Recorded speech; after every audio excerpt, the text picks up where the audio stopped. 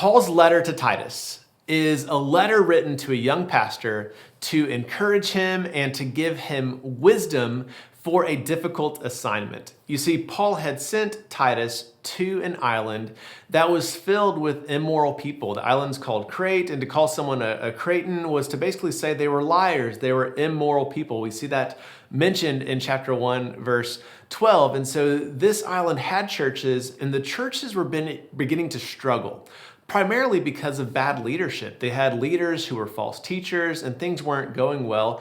So Titus steps into this to right the ship, to get them back on track. So the letter that Paul writes to him has three different movements. There's an introduction and a conclusion, but in the middle there are three parts. We see the church's biggest need, we see the church's problem, and we also see a call to action. So in chapter 1, verses 5 through 9, we see the need. And the need is for new leaders. We've got to replace the bad leaders with good leaders. And so he tells Titus to appoint elders, qualified, godly men that can lead the church going forward.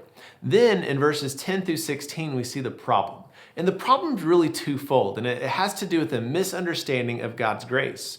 For some people, they were diluting God's grace. And what I mean by diluting grace is that they were saying, once you're saved, it doesn't really matter how you live. You can live however you want because you have been forgiven.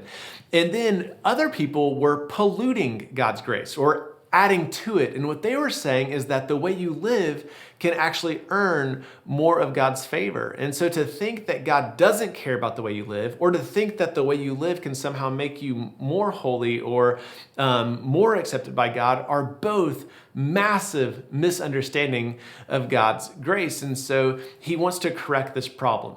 Next, there's a call. And the call for this church is that they would live counterculturally. And so in chapters 2 and 3, we see what it looks like to live when you know the salvation of Christ. It shows us that the only thing that can change our hearts is encountering God's goodness.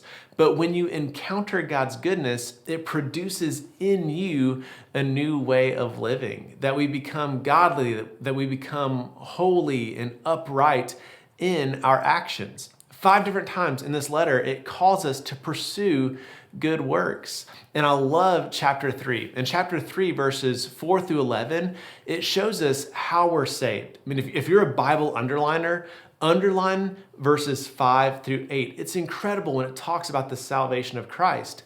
But what it shows us is that when it comes to salvation, we're not saved from our good works, but we are saved for good works. And so one of the central messages we see in this letter is that salvation isn't just about getting us to Jesus when we die. It's also about becoming like Jesus as we live. And that's what the letter to Titus is about.